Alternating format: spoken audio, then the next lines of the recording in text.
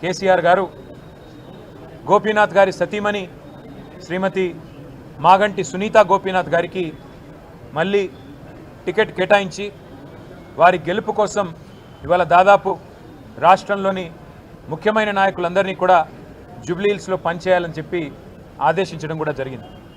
అంటే ఒక్క కుటుంబ సభ్యుడు మాలో దూరం అవుతే ఎట్లా పార్టీ మొత్తం వారికి అండగా నిలబడుతుంది అనడానికి ఈ ఉదంతమే ఒక ఉదాహరణగా నేను మీకు చెప్తా ఉన్నాను.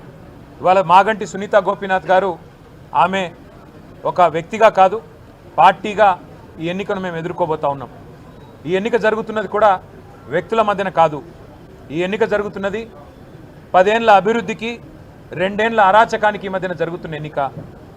10 ఏళ్ల పారదర్శక పాలనకు ఈ 2 ఏళ్లుగా జరుగుతున్న అవినీతి పాలనకు మధ్యన జరుగుతున్న ఎన్నిక.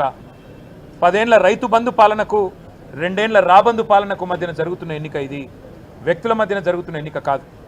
మేము జూబ్లీ హిల్స్ నియోజకవర్గ ప్రజలకు కూడా మాగంటి సునీత గోపీనాథ్ గారిని గెలిపించాలని అభ్యర్థిస్తూ వారి గెలుపు వల్ల మీకు రాబోయేది ఏంటిది అంటే కాంగ్రెస్ ఇచ్చిన 6 గ్యారంటీలు మీరు జూబ్లీ హిల్స్లో గట్టిగా కాంగ్రెస్ పార్టీకి దిమ్మ తిరిగే విధంగా మీరు తీర్పునిస్తే తప్పకుండా రాష్ట్రం మొత్తంలో కూడా పేదలకి న్యాయం జరుగుతుంది, పేదలకు లాభం జరుగుతుంది.